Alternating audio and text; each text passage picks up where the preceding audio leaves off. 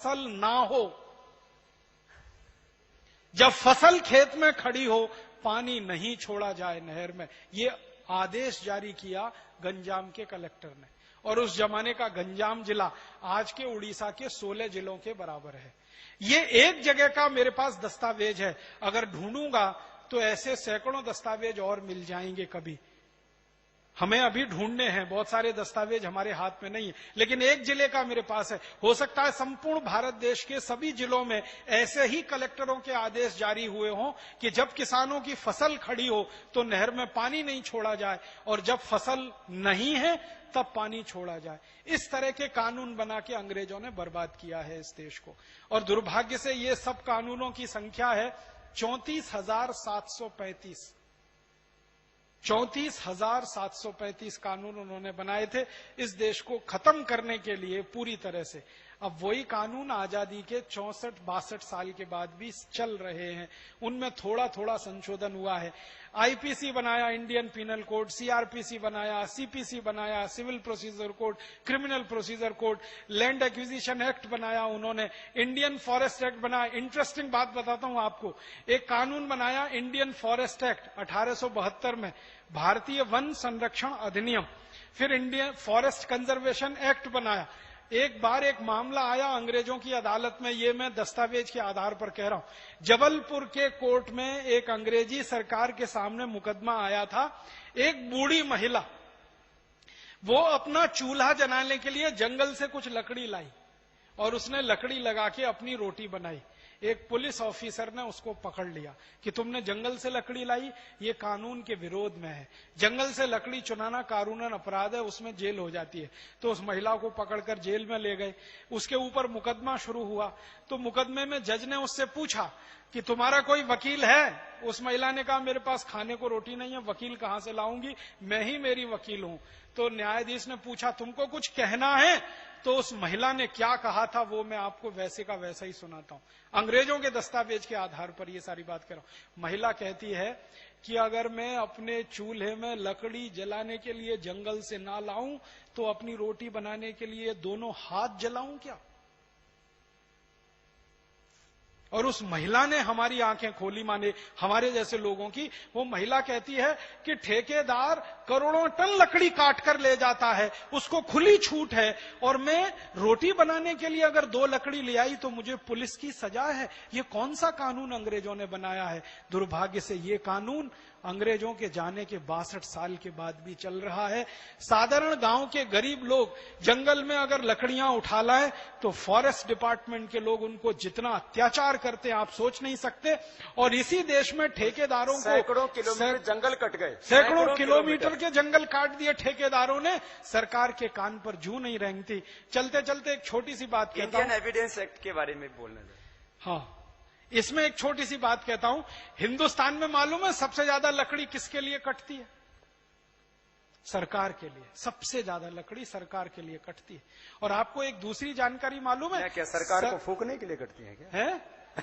सुनिए महाराज जी, मैंने बड़ा खोजा इस पर कि सरकार करती क्या है लकड़ी का। सबसे ज्यादा लकड़ी सरकार के लिए कटती है इस देश में। सारे ठेकेदार जो लकड़ी काटते हैं वो सरकार के लिए काटते हैं और सरकार के आदेश पर काटते हैं।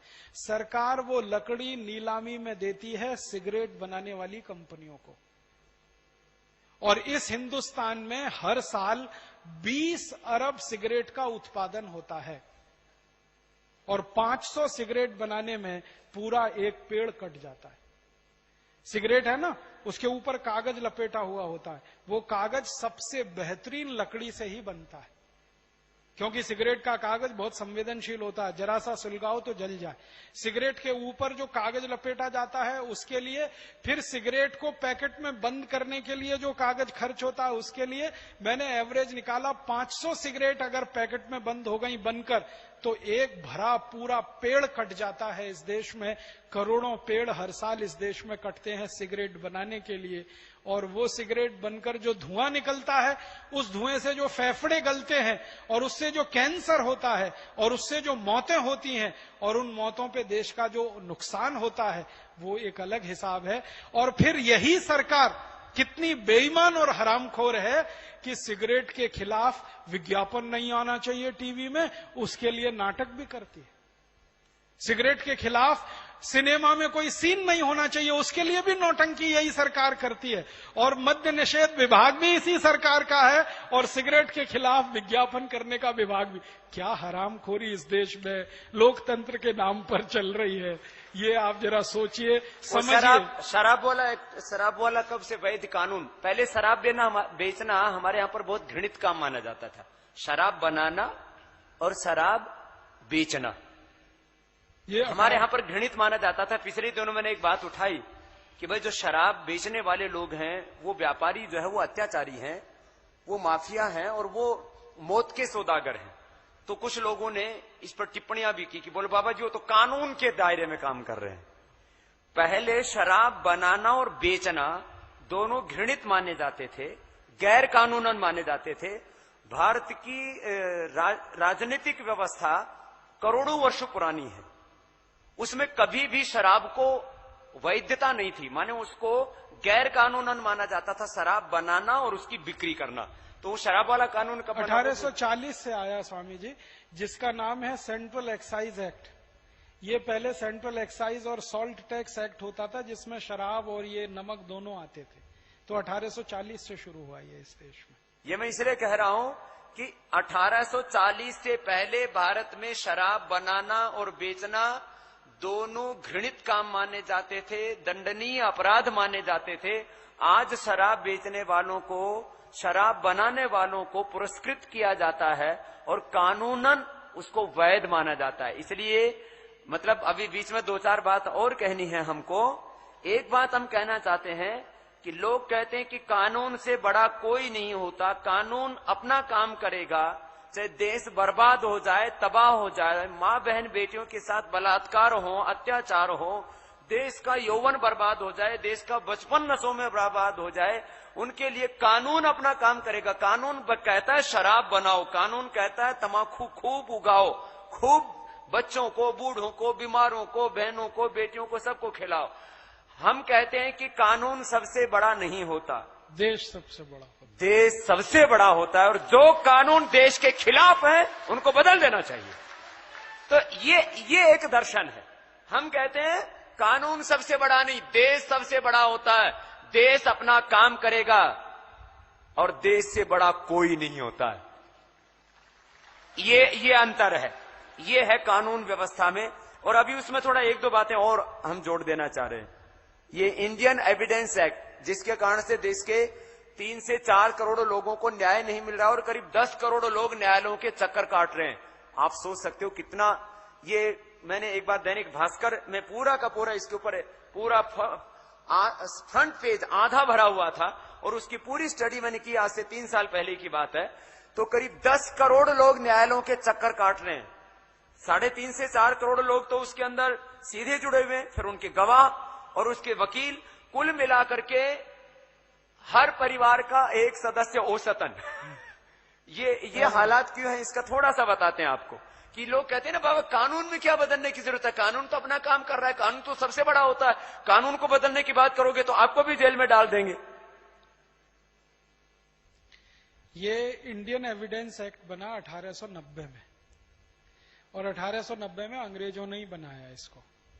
अंग्रेजों के सामने ये बड़ा प्रश्न था कि भारत की न्याय व्यवस्था को कैसे खत्म किया जाए।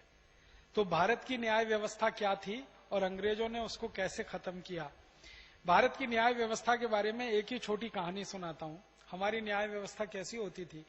एक राजा का नाम आपने सुना, विक्रमादित्य, चंद्रगुप्त विक्रमादित्य, बहुत न्यायप्रिय राजा। हमारे देश के किसी भी राजा की कहानी आप पढ़ना तो पहला ही वाक्य मिलेगा, वो न्यायप्रिय था, प्रजावत्सल था। हर राजा इस देश में न्यायप्रिय हुआ, माने न्याय देने का काम इस देश में राजा करता रहा। तो चंद्रगुप्त विक्रमादित्य के राज्य में 2 महिलाएं आई। एक बार एक मुकदमा आया, 2 महिलाएं थी, एक बेटा था। एक मां कहती थी मेरा बेटा है, दूसरी मां कहती थी मेरा बेटा है। राजा के सामने मुकदमा पेश हुआ तो राजा ने उसका न्याय करने के लिए कहा कि तलवार लाओ और आधा आधा काट दो, आधा एक मां को दे दो, आधा दूसरी मां को दे दो। तो जैसे ही तलवार आई और बच्चे को काटने के लिए तलवार उठाई गई तो तुरंत असली मां चिल्लाने लगी, नहीं नहीं इसको काटो मत, लगे तो पूरा का पूरा दूसरी मां को दे दो। राजा समझ गया असली मां यही है जो अपने बच्चे को अपनी आंखों के सामने कटता हुआ नहीं देख सकती। तो नकली मां से बेटा छीनकर असली मां को दे दिया। 2 मिनट में पूरे मुकदमे का फैसला हो गया। ये थी भारत की न्याय व्यवस्था, जिसमें न्याय मिलता था और तत्काल मिलता था, इमीडिएट। अब अंग्रेजी न्याय व्यवस्था में जरा इस मुकदमे का अध्ययन किया जाए। अंग्रेजों का इस देश में एक चलता है इंडियन एविडेंस एक्ट, साक्ष्य अधिनियम जिसको कहते हैं। फिर एक चलता है इंडियन पीनल कोड, दंड संहिता जिसको कहते हैं। तो आईपीसी और इंडियन साक्ष्य अधिनियम माने भारतीय साक्ष्य अधिनियम के आधार पर यही मुकदमा किसी भी अदालत में आ जाए तो मैं विनम्रता पूर्वक कहता हूं कि 20 साल तक ये मुकदमा चलेगा, तय नहीं हो पाएगा कौन असली मां है कौन नकली मां है। हो सकता है दोनों माताएं मर जाएं और बेटा भी बड़ा जवान होके स्वर्गवासी हो जाए, लेकिन मुकदमा चलता ही रहे चलता ही रहे चलता ही रहे।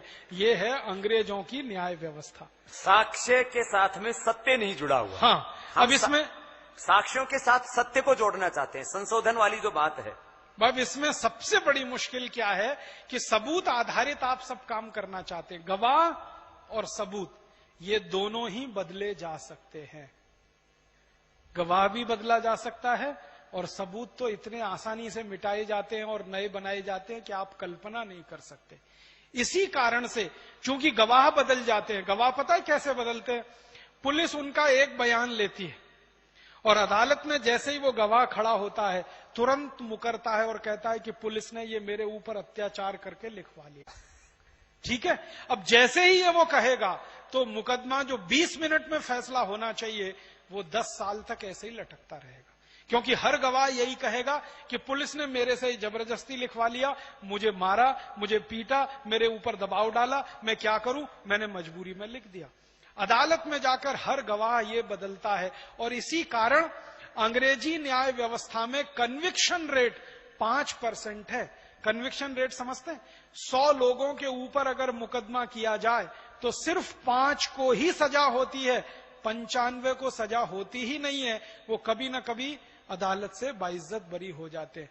तो 100 मुकदमे अगर सरकार करती है और उसमें 5 को ही सजा होती है और 95 छूटते हैं, इसका माने न्याय के नाम पर इसका माने या तो 95 मुकदमे झूठे, या सरकार झूठी, या पुलिस व्यवस्था झूठी, या न्याय व्यवस्था कमजोर।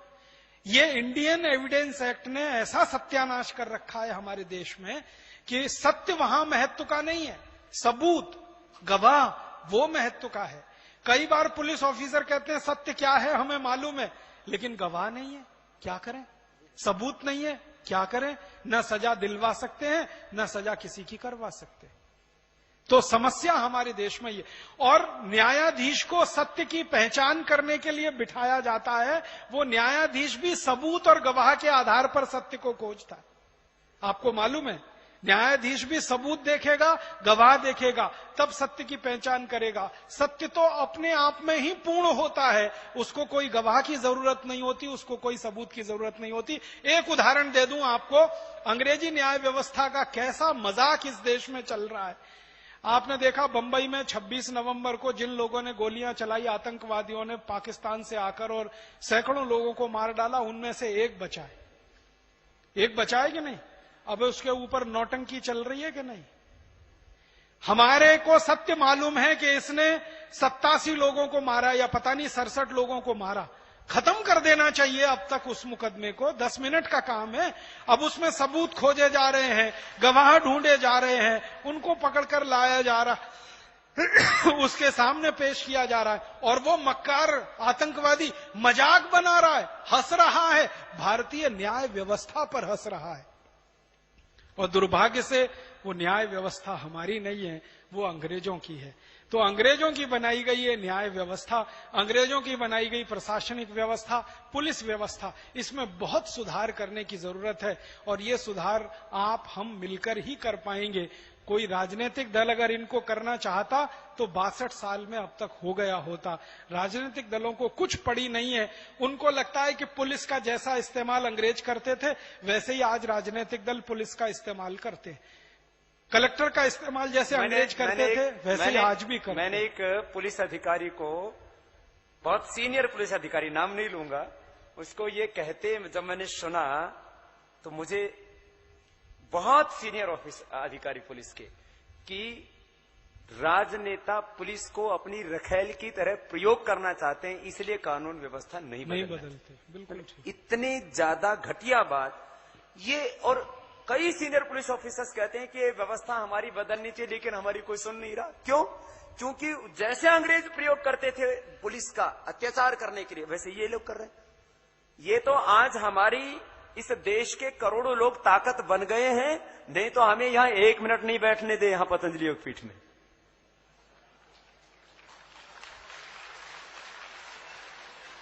मुझे बहुत लोगों ने कहा, बोले बाबा जी आपको भी शंकराचार्य जी की तरह उठा करके जेल में ठोक देंगे। मैंने कहा हम ताल ठोक के कहते हैं, जिसकी हिम्मत है आकर के ठोक के दिखाए जेल के अंदर, फिर हम दिखाएंगे। मेरे से बहुत लोगों ने कहा, बोले बाबा जी ये गवर्नमेंट आपके खिलाफ ये कर देगी, ये गवर्नमेंट वो कर देगी। मैंने कहा मैं जो ईश्वरीय कानून व्यवस्था है और जो मानवीय कानून व्यवस्था है उसको पूरी तरह से मानता हूं और मैं एक भी काम गैर कानूनन नहीं करता। लेकिन कोई षड्यंत्र करके हमें जेलों के अंदर ठोकेगा, उस दिन हम बता देंगे कि कानून क्या होता है। तो इस देश में ये हिम्मत करने वाले तो कितने लोग होंगे जिनके साथ करोड़ों लोग खड़े होंगे। आज ये माना कि देश के करोड़ों लोग हमारे साथ खड़े, लेकिन एक बेचारे गरीब आम आदमी को कभी भी रात को 12 बजे जाकर के पुलिस उठा ले जाती है और उसको थाने में ठोक देती है। 6-6 महीने जमानत नहीं होती है, 12-12 सालों तक लोग जेलों में सड़ते रहते हैं। आप कह दो और कुछ कहना है? मुझे तो बस ये एक आखिरी ही बात कहनी है कि हिंदुस्तान में इस बात को गंभीरता से, क्योंकि मैं बीच में इसलिए बोला कि ये बात बीच में आ रही थी, इसलिए मैंने इस बात को कहा। आपको सिर्फ ये चिंतन करने के लिए एक बात मैंने कही कि भारत की पूरी न्याय व्यवस्था, दुर्भाग्य से अंग्रेजी न्याय व्यवस्था, भारत का तो उसमें कुछ भी नहीं है, अंग्रेजी न्याय व्यवस्था जो आज हमारे देश में चल रही है इसमें कन्विक्शन रेट सिर्फ 5% है। इस बात को ध्यान रखिए। माने 100 मुकदमे अगर किए जाते हैं तो 5 को ही सजा होती है, 95 उसमें से छूट कर निकल जाते हैं, चाहे वो बलात्कार के अपराधी हों चाहे मर्डर के अपराध। आपको मालूम है बड़े बड़े क्रिमिनल्स इस देश में चुनाव लड़ लेते हैं, मर्डर करने के बाद चुनाव लड़ लेते हैं क्योंकि सबूत उनके पक्ष में होते हैं और गवाहों को वो फोड़ लेते हैं। तो सबूत और गवाह के आधार पर चलने वाली इस व्यवस्था की सबसे बड़ी कमजोरी ये है, गवाह अगर कमजोर है तो या तो बिकेगा या डर में टूटेगा, और सबूत तो कभी भी बदले जा सकते हैं। आपको मालूम नहीं है फॉरेंसिक लैब की रिपोर्ट्स पूरी की पूरी बदल दी जाती है। ऐसी हमारे देश में घृणित व्यवस्था है, इसलिए न्याय मिल नहीं पाता। 3.5 करोड़ मुकदमे पेंडिंग हैं, वो इसी कारण से पेंडिंग है। Indian evidence act, Indian penal code, criminal procedure code और सिविल प्रोसीजर कोड, ये सब अंग्रेजों के जमाने के ड्राफ्ट किए हुए हैं। उनका कहना ही ये था अंग्रेजों का, न्याय किसी को मिलना नहीं चाहिए, अन्याय हमेशा हरदम हर एक पर होना चाहिए, तभी ये लोग गुलाम बनेंगे। तो अन्याय करने के लिए जो व्यवस्था उन्होंने बनाई है, दुर्भाग्य से हम उसको न्याय व्यवस्था कहते हैं। और मैं विनम्रता पूर्वक कहता हूं, न्यायाधीश कोई नहीं है इस देश में, सब कायदाधीश हैं,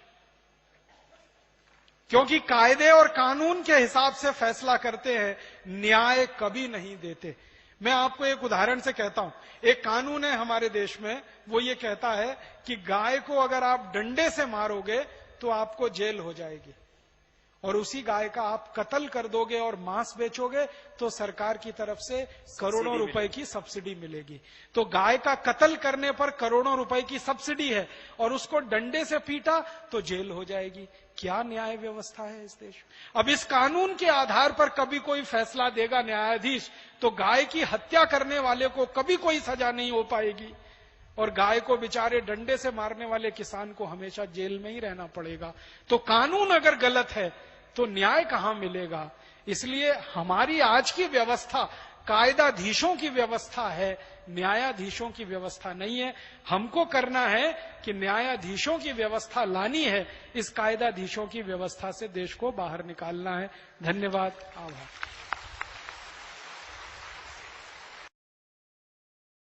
दोस्तों, सबसे पहले तो चैनल सब्सक्राइब करें, फिर लाइक, कमेंट और शेयर करें। और हाँ, हमारा एंड्रॉयड ऐप डाउनलोड करना ना भूलें।